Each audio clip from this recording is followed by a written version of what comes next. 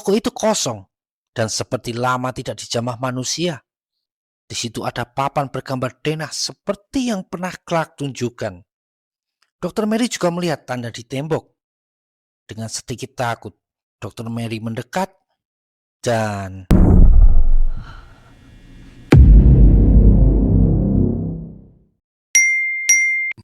pria ini bernama Clark, seseorang yang sedang banyak masalah. Dia sedang ribut sama istri, sampai-sampai Clark ini diusir dari rumah. Lalu juga dia sendiri stres karena ilmu arsiteknya yang tidak terpakai. Lalu yang paling bikin pusing adalah usahanya yang lagi seret. Clark sedang konsultasi dengan psikolog bernama Dr. Mary. Di situ Clark mulai bisa mengeluarkan unek-unek yang selama ini memenuhi kepalanya. God damn it, I'm just stuck selling shit. Setelah terapi itu, dia kembali ke aktivitasnya, yaitu bisnis mebel yang saat itu sedang sepi pembeli. Tapi ada masalah lain yang bikin pusing, yaitu tagihan listrik. Lalu datang teknisi listrik yang lapor kalau tidak ada masalah di tokonya. Semuanya normal. Jadi kalau tagihannya besar, berarti berasal dari pemakaian Clark sendiri. Clark nanya bagaimana dengan listrik yang padam di malam hari. Teknisi itu ngomong mungkin arusnya tidak lancar. Clark dan teknisi itu lalu turun ke basement buat memeriksa panel listriknya. Clark menjelaskan kalau lampu-lampu mati secara bergantian, kadang di lantai atas, kadang di basement. Teknisi itu ngomong tidak ada yang salah dari panelnya. Tapi dia menemukan satu kabel yang terpasang, tapi tidak ada gunanya. Meski sudah di on-off kan, tetap tidak ada lampu yang padam ataupun menyala.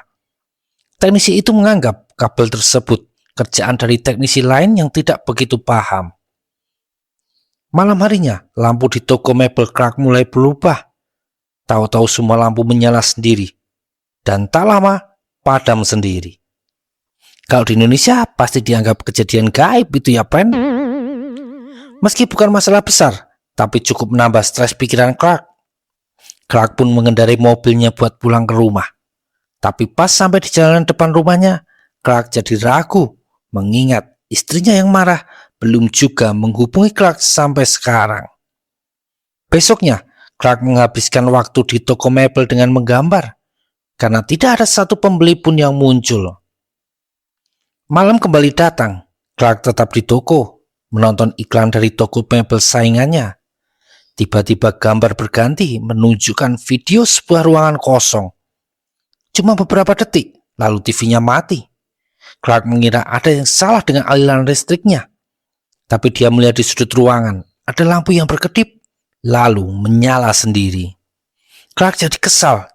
Dia turun ke basement dan memadamkan semua saklar di panel listrik. Setelah semua jadi gelap, Clark berniat kembali ke atas. Tapi dia melihat sedikit cahaya di tembok, seperti celah pintu dari ruangan lain. Clark mau memeriksa, tapi tahu-tahu cahaya itu hilang. Clark mau memeriksa tembok tersebut, tapi dia malah nembus ke ruangan lain. Ruangan itu cukup luas, dengan lampu menyala terang dan ada tumpukan mebel di tengah ruangan. Clark yang keheranan kembali menyentuh tembok tadi dan dia nembus balik ke basement tokonya. Meski takut, tapi rasa penasaran lebih besar. Clark kembali masuk ke ruangan misterius itu. Clark memeriksa tumpukan mebel di tengah ruangan. Benda itu bisa dipegang, tidak seperti tembok tadi. Clark lalu berjalan perlahan menuju sisi lain ruangan. Tidak ada apa-apa di situ. Lalu Clark melihat cahaya dari ruangan lain. Sama saja, cuma ruangan kosong yang ada. Tapi di ujung ruangan ada rambu stop yang tulisannya terbalik. Sedangkan di sebelah kanan ada ruangan dengan pintu terbuka. Tidak seperti ruangan lainnya yang tanpa pintu. Dan di dekat pintu itu ada bangkai burung yang sudah mengering. Clark terus jalan melewati pintu yang terbuka. Ruangan berikutnya sama saja. Tapi di situ ada beberapa kursi yang diletakkan secara sembarangan. Clark masih terus menelusuri ruangan yang semua dindingnya berwarna kuning pucat itu. Lalu dia melihat di kejauhan ada orang yang berdiri diam. Clark berjalan mendekat. Ternyata itu cuma hiasan berbentuk orang. Tapi di bagian belakang hiasan ada alat seperti radio dengan kabel panjang menjuntai sampai ke sebuah pintu. Selain itu, ada satu CCTV terpasang di bagian atas temboknya. Clark coba memeriksa kabel yang nyambung ke ruangan lain, tapi pintu yang menutup itu tidak bisa dibuka. Lalu Clark menemukan tempat penyimpanan rahasia di bagian lain tembok. Dia membukanya dan menemukan sebuah tas. Tapi itu bukan tempat penyimpanan, melainkan sebuah lorong kecil yang panjang. Di dalam tas itu ada banyak disk dan sebuah name tag atas nama Naren Warne. Clark lalu menyelusuri lorong kecil tersebut. Sumpah, ini orang, nggak ada takutnya, friend. Lorong itu tembus ke ruangan lain. Di situ ada beberapa pasang alas kaki yang nempel di lantai. Juga sebuah kursi sultan berwarna emas dengan bantalan ungu. Dan di dekat situ ada lubang di lantai berbentuk persegi yang isinya beberapa kursi rusak. Clark seperti mendengar suara dari lorong kecil tadi. Dan pas dia periksa, tahu-tahu ada suara benturan. Kali ini, alih-alih memeriksa, Clark memilih lorong lain buat pergi. Lorong itu jalannya miring, bikin Clark agak kesulitan. Tapi akhirnya bisa juga. Lorong itu ternyata nyambung ke ruangan sebelumnya yang ada palang rambu stop terbalik. Kali ini dengan sedikit panik, Clark berlari kecil buat kembali ke ruangan semula. Clark sempat panik tidak menemukan bagian tembok yang bisa ditembus. Meski akhirnya ketemu juga. Tapi Clark balik lagi buat ngambil satu barang dari tumpukan mebel itu. Di sebuah ruangan yang gelap, ada orang yang sedang menonton rekaman CCTV, di mana Clark masuk ke ruangan kosong tadi. Keterangan di layar, tanggal 26 Juni 1990, jam 23.29.50. Beberapa hari kemudian, Clark kembali menemui Dr. Mary. Melihat Clark seperti orang linglung, Dr. Mary mengira Clark sedang mabuk. Tapi Clark bilang dia sudah tidak minum alkohol sejak hari Jumat. Lalu Clark menceritakan tentang ruangan misterius di tokonya. Dia menjelaskan kalau ruangan itu sangat luas dan mirip gedung perkantoran. Tapi ada beberapa detail yang aneh. Dan ternyata Clark sudah menggambar denah ruangan tersebut. Clark agak tersinggung pas Dr. Mary bertanya, apa ruangan itu bukan cuma imajinasinya Clark saja? Pria itu berdiri dan bilang dia akan memberikan bukti pada Dr. Mary tentang ceritanya barusan. Clark tidak langsung pulang. Dia mendatangi kontrakan karyawannya, yaitu Catherine bersama pacarnya Bobby. Clark menawarkan kerjaan lembur pada Catherine besok, dan dia boleh mengajak Bobby juga. Clark tidak menjelaskan secara detail, cuma bilang akan melakukan riset. Besoknya Bobby datang dengan kamera, mulai merekam Clark yang menyiapkan beberapa barang seperti tali. Clark sudah menandai tembok yang bisa ditembus. Dan begitu dia menghilang dalam tembok, Catherine dan Bobby langsung kaget bukan main. Terdengar suara Clark berteriak agar Bobby dan Catherine mengikutinya. Bobby pun menyusul Clark dan lebih kaget lagi melihat ruangan misterius itu. Catherine sempat berteriak panik, tapi akhirnya menyusul juga. Clark lalu mengajak Bobby dan Catherine buat menelusuri ruangan itu agar dapat bukti dari rekaman Bobby. Clark bilang dia sudah ke ruangan itu beberapa kali sebelumnya, tapi dia masih belum paham. Dia menjelaskan tempat misterius itu kayak gudang perkantoran. Bahkan ada kolam renangnya juga. Clark membawa mereka semakin masuk ke dalam. Lalu dia mulai mengikat badan Bobby dengan tali yang ujungnya diikatkan ke sebuah ranjang besi. Ternyata lorong berikutnya adalah jalan yang miring ke bawah. Clark menyuruh Bobby turun dan merekam apa yang ada di bawah. Dan kalau ada masalah, dia minta Bobby memberi sinyal dengan menarik tali. Catherine keberatan dengan hal itu, tapi Bobby justru penasaran dan bersedia melakukannya.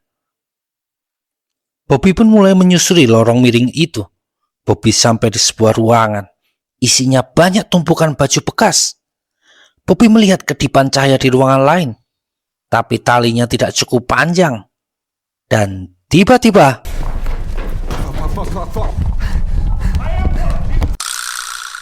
ada satu siluet hitam besar.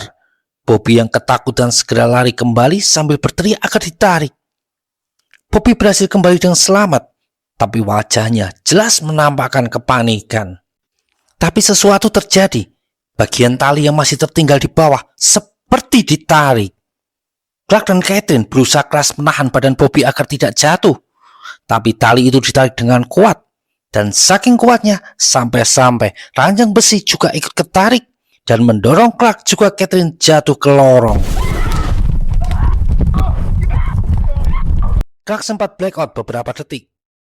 Clark buka mata dan melihat Catherine yang berlari panik mengejar jejak darah di lantai. Terdengar teriakan panik Catherine. Clark pun segera mengejar dan kamera masih merekam. Clark sampai ke sebuah ruangan gelap dengan pohon Natal menyala di tengah ruangan. Clark berjalan pelan mendekat dan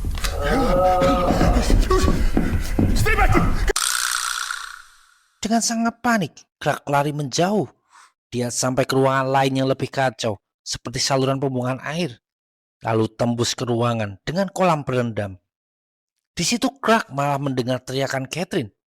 Suara itu berasal dari Catherine yang memberitahu dia melihat Clark di balik kaca. Padahal di ruangan itu, Clark tidak melihat satupun kaca. Tanpa disadari, ada seseorang yang memungut kamera yang ditaruh sama Clark. Tahu-tahu Catherine berteriak ada sesuatu di belakang Clark. Dan beberapa hari kemudian, Dr. Mary datang ke toko mebel Clark karena sudah lama tidak mendapat kabar. Toko itu kosong dan seperti lama tidak dijamah manusia. Dr. Mary lanjut ke ruangan basement. Di situ ada papan bergambar denah seperti yang pernah Clark tunjukkan. Dr. Mary juga melihat tanda di tembok.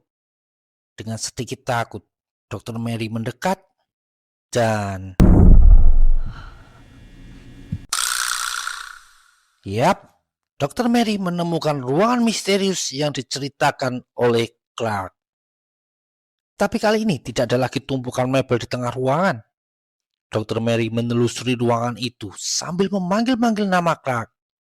Dia sampai ke ruangan yang ada di CCTV-nya. Di situ sekarang ada tumpukan mebel. Dr. Mary tidak masuk ke ruangan tersebut, tapi menelusuri ruangan lain yang berisi banyak kursi ditumpuk sembarangan. Ada satu sisi tembok yang berisi coretan gambar. Dr. Mary merasa kalau gambar di tembok itu agak menyeramkan. Lalu dia melihat seperti ada sesuatu yang mengintipnya. Dan muncullah Clark. Pria itu mendekat ke Dr. Mary dan ngomong agar jangan takut. Dr. Mary sebenarnya agak lega karena ketemu Clark. Tapi entah kenapa Clark tahu-tahu mencekik Dr. Mary. Dr. Mary terbangun dari pingsan karena ada suara yang bergema di sekitarnya. Dr. Mary sudah berada di meja makan dan Clark sedang menata piring. Di situ juga ada 3 orang lainnya, tapi bentuk wajah mereka sangat aneh. Clark bilang kalau tempat misterius itulah yang menciptakan ketiga orang ini. Mereka seperti sebuah replika tidak sempurna, tapi Clark justru menyebut ketiga orang itu adalah versi yang lebih baik dari aslinya. Clark menusuk satu pria buncit yang duduk di sebelahnya, dan tidak ada reaksi apa-apa. Clark juga merobek perut pria itu seperti sebuah kue, dan isinya hanyalah kapas. Clark bilang kalau benda itu bisa dimakan.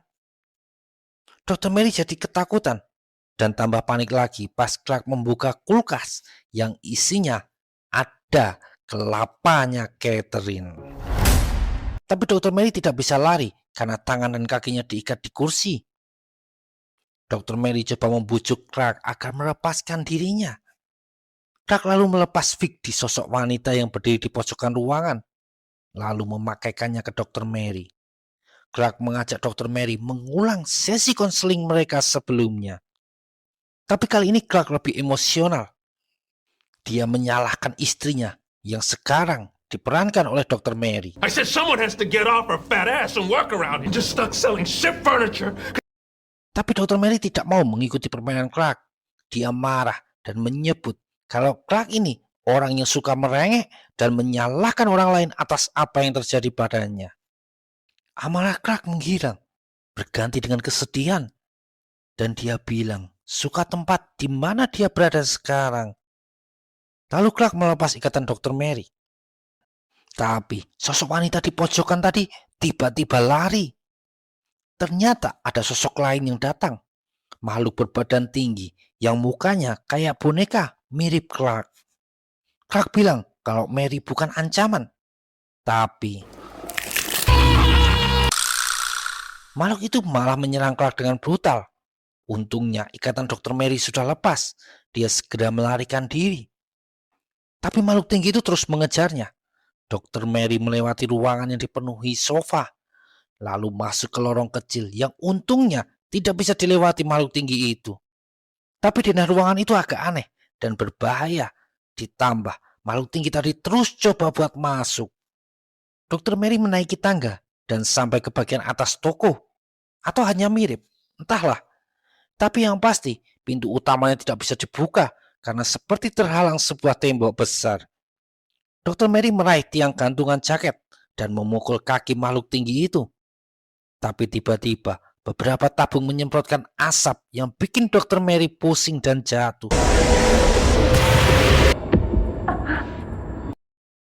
Untungnya dia tidak pingsan. Saat makhluk tinggi itu ingin menangkapnya, Dr. Mary meraih sesuatu yang keras dari kantong celananya dan menghajar kepala makhluk itu beberapa kali.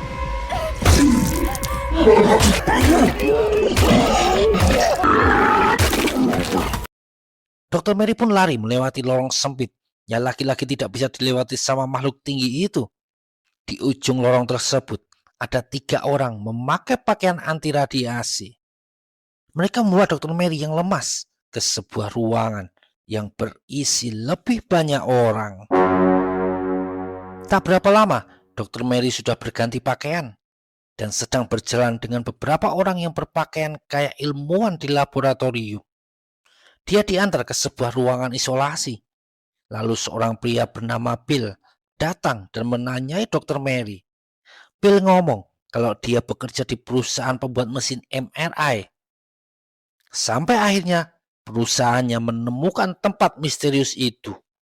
Phil bilang sekarang pekerjaannya meneliti tempat tersebut. Tapi dia dan rekannya tidak juga memahami dengan jelas tempat itu. Jadi sekarang dia ingin tahu dari Dr. Mary. Sedangkan Dr. Mary bertanya apa dia akan dibebaskan. Bill tampak bingung menjawabnya. Dan adegan beralih menampilkan sosok replika Dr. Mary dengan wajah tidak jelas. Ada juga replika tempat lain, tiang-tiang listrik miring yang ditempel poster pencarian Catherine juga Bobby. Dan film tamat. Yap, endingnya memang kentang, friend.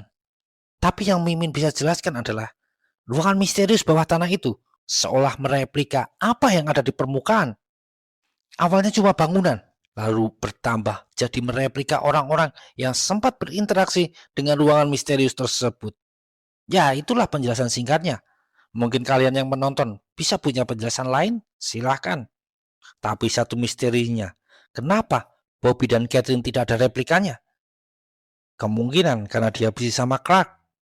Dan mayatnya masih ada di tempat misterius itu. Ya, memang bikin merinding film ini. Tapi itulah ceritanya. Terima kasih sudah menonton video ini. Kalau suka boleh kasih like juga komen. Dan sampai jumpa di video berikutnya.